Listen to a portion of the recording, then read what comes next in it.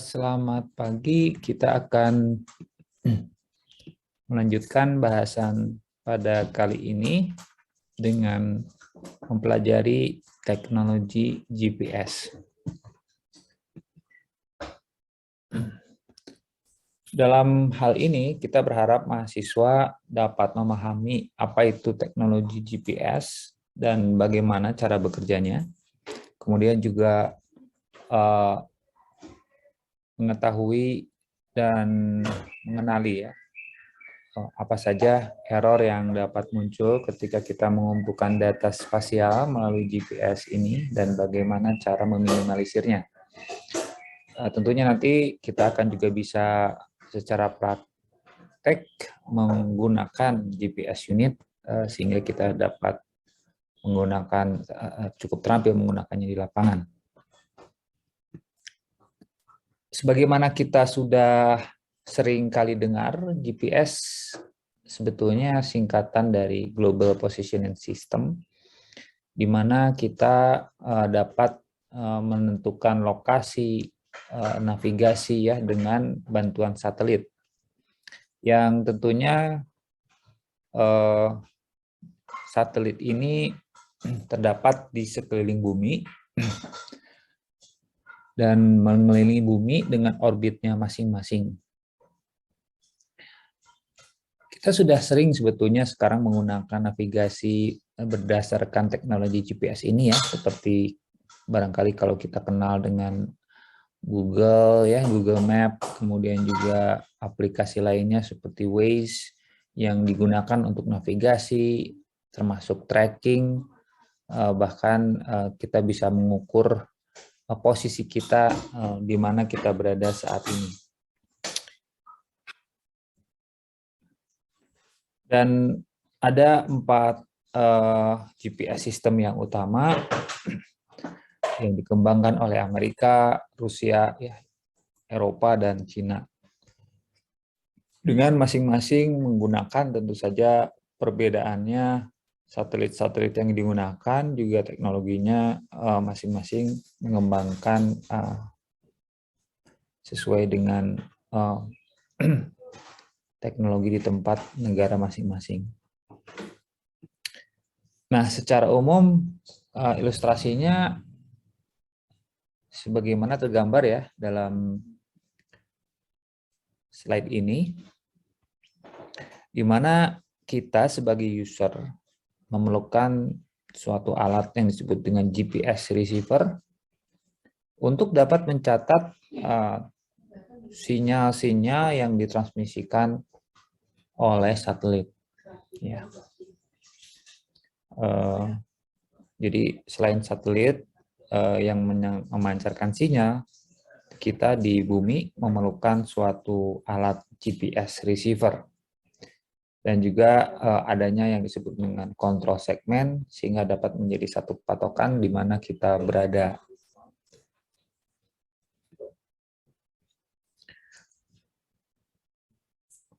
Nah, kalau kita dapat melihat di sini, satelit sendiri memiliki segmen yang segmen-segmen ini dapat di cover oleh 24 lebih, bahkan lebih dari satelit ya. Dengan kalau ilustrasi di sini ada 6 orbit ya, di mana setiap satelit punya waktu sekitar 12 jam untuk mengelilingi ya bumi. Nah, dengan demikian, dengan satelit yang cukup banyak ini, sebagai contoh di sini ya, bahwa ada 27 satelit di mana yang beroperasi sekitar 24, maka satelit-satelit ini bisa memantau posisi dari lokasi-lokasi di mana terdapat GPS receiver.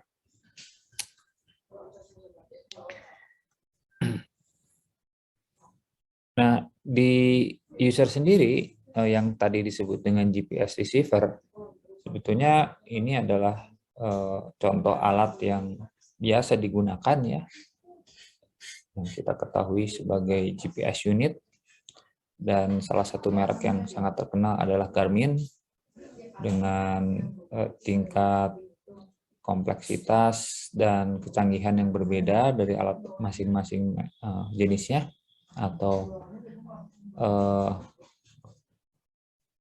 tipenya, gitu, dari yang mahal, lebih kompleks, dan murah yang lebih sederhana.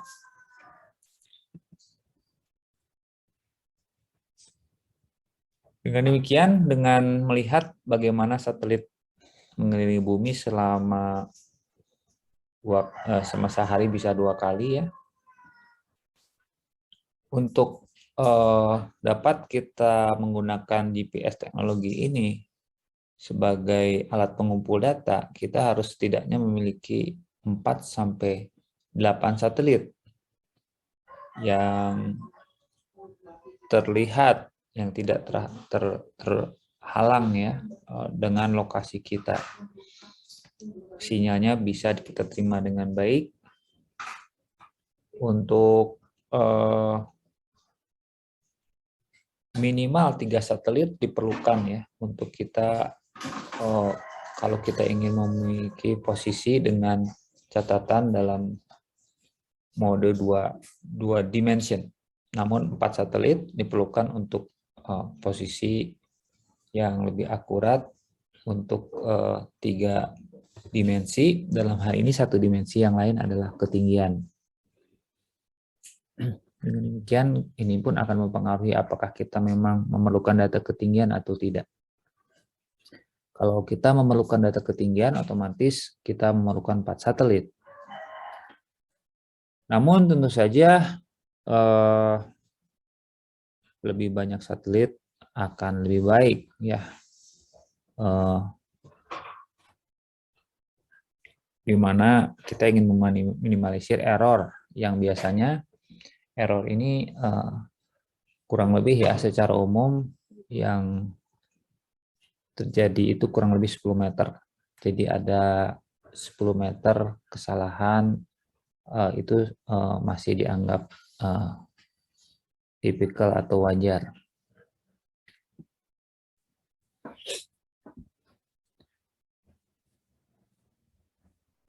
Ini ilustrasi di mana kalau kita menggunakan 1 satelit, 2 satelit, 3 satelit, dan 4 satelit. Nah, dan dengan demikian ini memperlihatkan bagaimana keterbatasan kalau kita menggunakan hanya 1 satelit saja ya, dibanding dengan 4 satelit. Oke. Nah, idealnya 4 satelit ini kalau kita lihat di layar ya, GPS receiver kita biasanya memiliki suatu layar untuk memantau di mana keberadaan satelit itu dari titik kita berada. Dan ini adalah salah satu contoh posisi satelit yang ideal ya, yang tersebar di tengah dan di kuadran yang berbeda begitu ya, di bawah, di samping kanan, di atas, sebagai contohnya dari sekian penjuru mata angin. Nah, ini yang tidak terlalu diharapkan kalau satelit itu hanya berada pada 1 kuadran saja, sehingga pengukurannya kurang akurat dibandingkan dengan satelit yang tersebar di beberapa kuadran. Nah, ini juga ilustrasi ya bagaimana keberadaan satelit-satelit yang ada itu dapat memberikan juga informasi rute ya, dari mana akan kemana kita melakukan perjalanan, itu dapat juga di-track melalui satelit ini.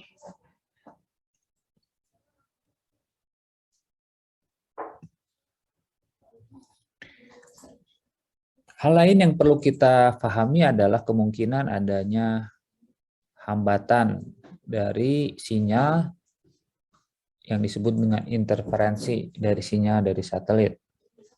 Pertama, kita lihat di sini ada gelombang elektromagnet, kemudian juga ada bangunan-bangunan di sekitar kita, kemudian juga kalau kita ada dalam kendaraan mungkin juga sinyal itu terpantul, kemudian juga ada gelombang elektromagnet di bumi yang dihasilkan oleh di sini adalah jaringan listrik bertegangan tinggi misalkan, ya, dan itu perlu kita menjadi catatan ya, sehingga dalam kita nanti menggunakan GPS unit kita harus sebisa mungkin menghindari hal-hal tersebut, termasuk ini ya, di atas itu di atmosfer awan itu pun bisa mengganggu.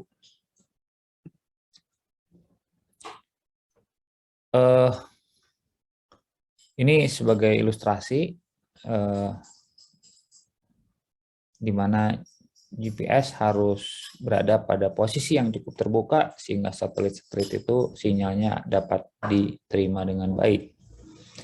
Dan sinyal satelit tidak dapat menembus ya objek-objek yang memiliki ketebalan yang cukup seperti mobil ya, terus tembok juga, pohon juga ya, itu yang pohon yang lebat begitu atau hutan itu tidak ideal.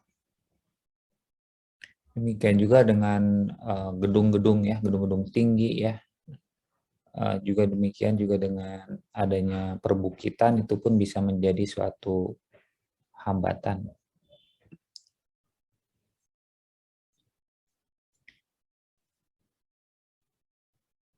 Ini juga ilustrasi di mana sinyal juga bisa saja memantul ya dari objek di sekitarnya, dan ini dapat potensial mengurangi akurasi ya karena pantulan dari sinyal tersebut, sehingga diharapkan kita memang berada di lokasi yang cukup terbuka, tidak terhalang atau tidak ada bangunan-bangunan tinggi di sekitar kita. Sebelum kita juga menggunakan receiver, menjadi penting kita untuk set up alat ini, dan ini sangat penting untuk menghindari kesalahan ya, yaitu dengan men-set up map datum dan grid sistemnya. Sehingga kita perlu memahami bagaimana ini bisa di-set di dalam unit GPS yang kita gunakan. Unitnya apa? Unit yang kita gunakan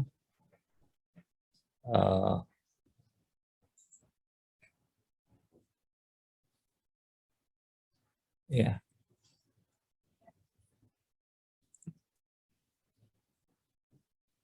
Setiap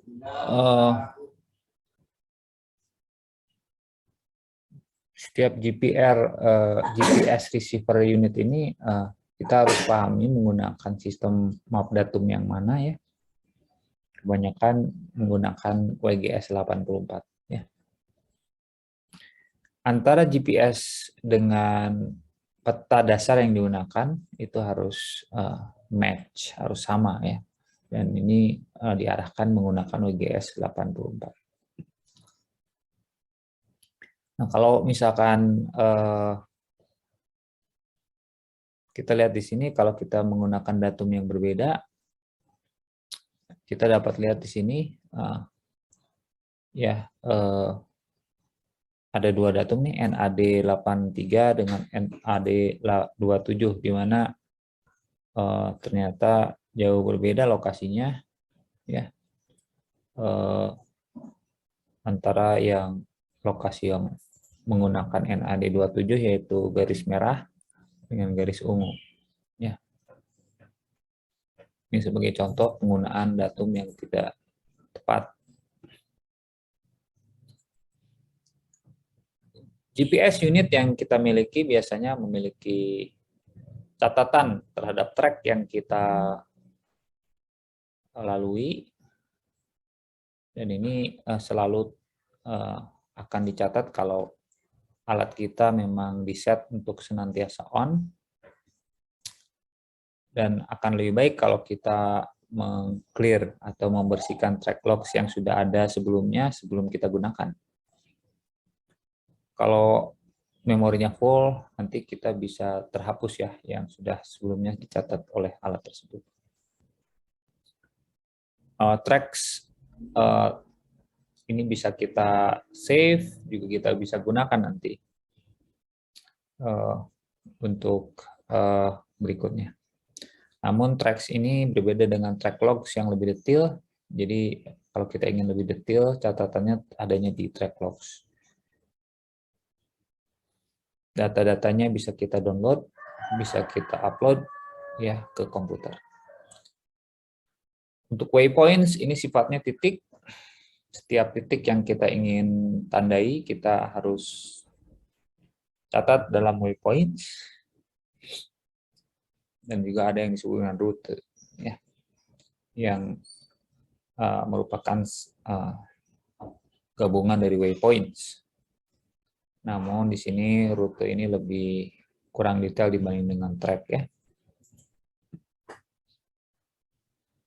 Jadi setiap model dari GPS unit itu berbeda-beda, tapi prinsipnya sama ya. Harus kita baca pedoman penggunaannya dan fungsi-fungsi yang memang disupport oleh alat dan tipe tersebut. Ini sebagai contoh untuk GPS Map 60 CSX, tiap tombol itu memiliki fungsinya masing-masing dan ini harus kita pelajari dengan baik. Dalam konteks contoh alat tadi, GPS yang kita gunakan ini ada 6 main pages, ada menu-menu utama, dan ini banyak sekali fungsinya, dan fungsi-fungsi utama bagaimana kita berpindah satu dengan yang lain itu harus kita kuasai ya navigasinya. Oke, saya tidak akan berpanjang lebar di sini karena nanti kita akan pelajari lebih lanjut dalam praktikum menggunakan alat GPS ini.